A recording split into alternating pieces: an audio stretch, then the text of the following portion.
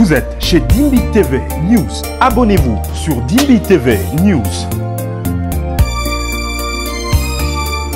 Abonnez-vous sur Dimbi TV News.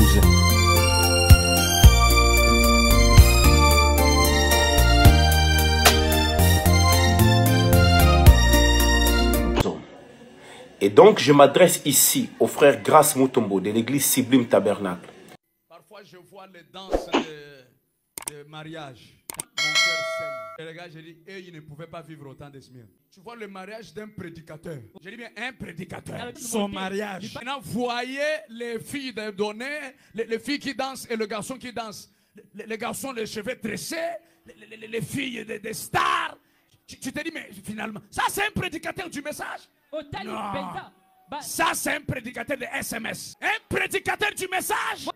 Mon mariage à moi, je suis resté célibataire. J'ai prié Dieu de Branham. Seigneur, assiste-moi. Donne-moi l'argent que je puisse me marier. Donne-moi la femme. Jéhovah descend sous la commission de l'ange. Il te donne la dot. Il te donne la femme. Il te donne la fête. Et le jour de la fête, tu appelles les rastas avec les cheveux tressés et des danses modernes. Et tu te dis révérend. Suite à des multiples sorties médiatiques truffées de contre-vérités, j'ai gardé le silence, croyant qu'avec le temps, chacun allait se ressaisir, reconnaître ses torts et se corriger. On a parlé à quatre. On a parlé à quatre. C'était moi, pasteur Bill Désert, le révérend Miracle Béni et le fils Sissiote, fils prophète Sissiote. Je sais que vous le savez que depuis un moment, il n'y avait pas un bon climat entre lui et cette église suite à ce qu'il parlait, dans l'internet vis-à-vis de moi. Alors j'étais seulement en train d'observer tout ça. Et lui aussi, il m'observait au loin. C'est comme ça que aujourd'hui là, j'ai voulu que l'on parle. C'est comme ça que nous avons parlé à quatre, comme je venais de citer. Je lui ai présenté ce que je n'apprécie pas chez lui par rapport à la parole, ce que je condamne chez lui. Et lui aussi m'a parlé de ce qu'il n'apprécie pas, combien j'avais le marteau très fort contre lui. Alors il m'a demandé pardon très sincèrement. Amen. Amen. Par vos acclamations, je vois que vous êtes contents. Que Dieu vous bénisse très richement. Et moi aussi, je lui ai aussi demandé pardon très sincèrement. Et nous sommes en paix. Il n'y a pas de problème. Que Dieu la cite. Je pense, depuis longtemps, j'avais dit aux plusieurs frères ici qui étaient vraiment fâchés contre lui, je leur avais dit de ne pas l'attaquer. Tu es témoin de ce que j'ai dit, non? Voilà. Même quand vous pouvez m'envoyer, parce que regarde ce qu'il a dit, je disais toujours, laissez ça, laissez ça. Et j'ai redit la même chose encore, n'entrons pas dans des guerres inutiles. Nous avons une mission, c'est pour aller au ciel. S'il venait ici, recevez-le avec joie. Lui-même m'a dit qu'il va venir ici avec sa chérie. Et nous allons les recevoir. Amen. Dis aux voisins, le pasteur n'aime pas de futilité. Dis-lui encore, il n'aime pas de conflit. Dis-lui ça. C'est pas bien. Nzambe apambola bino basantu ya mokimo bino naye annoncé bino campagne ya baruta tabernacle limunzaka et pas pasteur Mathieu Boykobo. Campagne ezali na juillet le 11, le 12, le 13. Biso bizo préparer campagne ya monene oyo ezali baannonce tosangana pambola te ezala malonga mpe na kozala wana tokutana wana pour préparer biso ya paye du peuple. Pasteur Mathieu nalingi ye mingi azali branche ya biso ya baruta tabernacle tolingi boye ebele ngai pasteur Carlos ya baruta tabernacle ya monene nabengisi bino na juillet le 11, le 12, le 13 na kozala wana. Que Dieu vous bénisse. Bana Kivu, bana Congo, tokutana wana na pambola bino.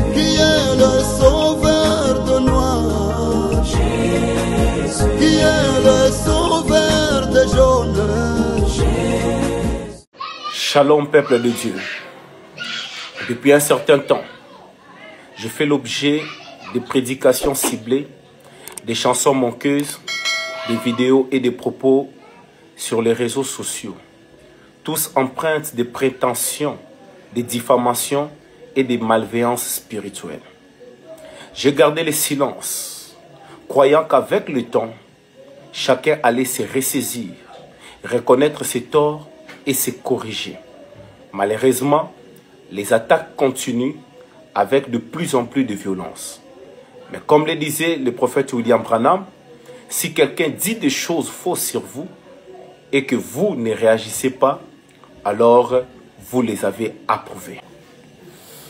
Je prends donc aujourd'hui la parole, non par orgueil, ni par amour des querelles, mais pour rétablir la vérité et clarifier certaines choses devant Dieu et devant les hommes. Et donc, je m'adresse ici au frère Grace Mutombo de l'église Sublime Tabernacle, suite à des multiples sorties médiatiques truffées de contre-vérités, de jugements hâtifs et des propos diffamatoires à mon encontre. Celui qui répand la calomnie divise les amis. Proverbe 16, 28. Premier point. À propos de cheveux rasta et du style de mes filles et garçons d'honneur. Tu t'es longuement appesanti sur l'apparence de mes invités, leur coiffure, leur style vestimentaire et leur posture. Frère Grace, je tiens à rappeler que ces personnes sont ma famille, mes proches, mes amis. Je ne pouvais ni ne vouloir leur interdire l'accès à mon mariage, qui est un événement social, familial et ouvert. Je comprends que cela ait pu heurter certaines sensibilités, et si tel est le cas, je m'en excuse sincèrement. Mais je refuse qu'on juge des gens uniquement sur leur apparence. Ne jugez pas selon l'apparence, mais jugez selon la justice. Jean 7, 24. Tu sembles oublier que dans tout mariage, il y a des croyants et des non-croyants, parents païens, collègues, voisins. Je ne pouvais pas imposer à tout le monde la discipline stricte de l'ensemble. Pire encore, tu condamnes des personnes que toi-même t'y engages dans tes productions musicales. Des musiciens, ingénieurs de son, accompagnateurs, instrumentalistes, souvent les mêmes que tu appelles aujourd'hui Rasta, tu travailles avec eux quand ça t'arrange. Mais tu te dénonces publiquement pour attaquer un frère. Quelle incohérence! La Bible dit, ne jugez pas afin que vous ne soyez pas jugés. Matthieu 7, 1. Deuxième point. Accusation de danse mondaine à mon mariage. Tu as affirmé que des danses mondaines ont été pratiquées lors de mon mariage. C'est un mensonge pur et simple. Je suis entré avec mon épouse et en toute dignité, accompagné du révérend Carlos Baruti. La cérémonie a été filmée et diffusée en direct. Des milliers de témoins ont vu ce qui s'est réellement passé. Ton accusation est donc fausse, infondée et mal intentionnée. Tu ne porteras point de faux témoignages contre ton prochain. Exode 20, 16. Troisième point. À propos de notre conversation téléphonique, après ta vidéo sur les rastas et les danses mondaines. Cette mise au point n'est pas motivée simplement par tes attaques me qualifiant de pasteur de SMS ou par tes moqueries envers mes convives lors de mon mariage. À ce genre de comportement des branhamistes toxiques, je suis déjà vacciné et je n'ai même pas le temps de réagir sur ça. Si je prends aujourd'hui la parole, c'est parce que ta démarche après ta vidéo du 2 juillet 2025 est allée bien plus loin. Et voici les faits. Ce qui me déçoit profondément, c'est la manière dont tu as déformé notre échange en les présentant à ton assemblée. Dans ton église, tu as affirmé que tu m'avais présenté la parole au sujet des prétendus égarements de ma part et que j'avais reconnu mes torts allant jusqu'à te présenter des excuses, notamment pour des attaques que j'aurais faites contre toi sur les réseaux sociaux. La vérité, c'est que je ne sais pas quand ni où j'ai jamais parlé de toi, ni directement, ni indirectement, sur les réseaux sociaux. Par contre, c'est toi qui, à travers tes publications et tes vidéos, passes ton temps à m'attaquer ouvertement ou subtilement. Pendant notre conversation téléphonique, à laquelle j'ai consenti uniquement par égard pour le frère Bill Desert, je t'ai brandi de preuves claires de tes insinuations et accusations répétées. D'abord, tu as nié que ta vidéo contre les Rastas soit récente, présentant qu'elle datait de longtemps. Tes disciples ont même propagé l'idée qu'il s'agissait d'une vieille vidéo. Mais quand on t'a confronté à la réalité, tu as changé de discours, tu as cherché à minimiser, puis tu as demandé pardon.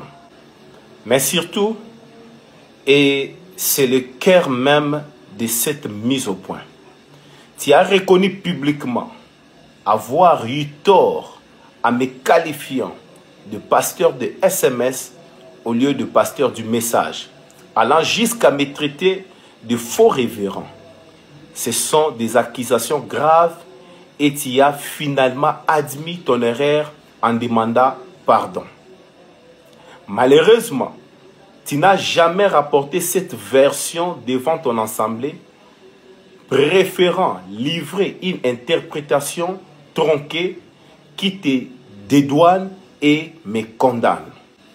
Tu as même prétendu que mon épouse t'aurait demandé pardon. C'est faux. C'est toi qui as demandé à lui parler pour chercher une bonne communion. Elle ne te connaît pas et ne connaît pas nos problèmes. En quoi devait-elle te demander pardon? Enfin, tu affirmes que j'aurais dû vouloir communier dans ton assemblée. Encore une contre-vérité. C'est toi qui as suggéré que nous fassions une photo ensemble pour calmer les gens sur les réseaux. Je n'ai jamais dit vouloir venir communier chez toi. Je précise ici devant tous que j'ai l'enregistrement complet de notre conversation. La Bible dit que votre oui soit oui et que votre non soit non. Matthieu 5, 37. Quatrième point. L'hypocrisie de plusieurs pasteurs silencieux ou complices. Je dénonce ici l'hypocrisie de certains pasteurs qui me soutiennent en privé par message, mais qui en public soutiennent ou tolèrent les diffamations. Certains me disent même en privé qu'ils auraient préféré se marier à d'autres personnes et qu'ils regrettent leur choix actuel. Mais en public, ils se lient avec ceux qui, par ignorance, m'insultent. D'autres m'ont même soutenu avec des citations, mais en public font semblant et affichent une neutralité hypocrite.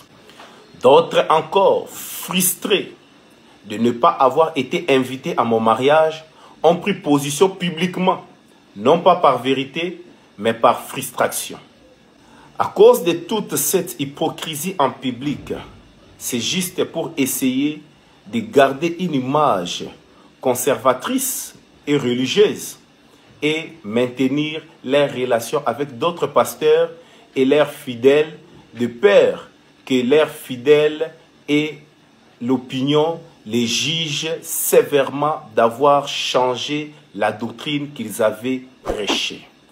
À vous tous, je vous rappelle, la lèvre véridique est affermie pour toujours, mais la langue fausse ne subsiste qu'un instant.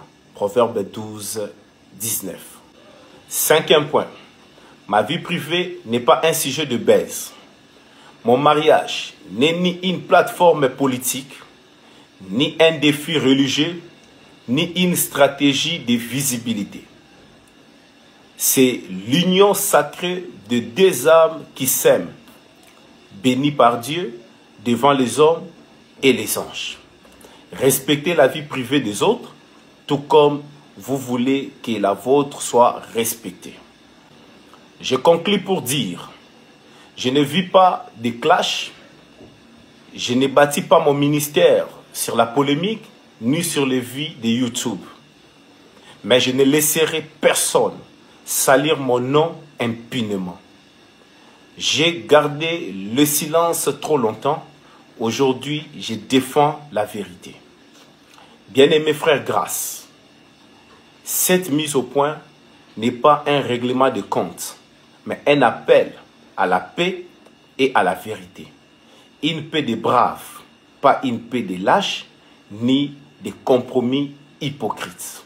Frère grâce, je te laisse le libre arbitre de choisir entre une réconciliation authentique et sincère ou une apparence de bonnes relations basées sur l'hypocrisie.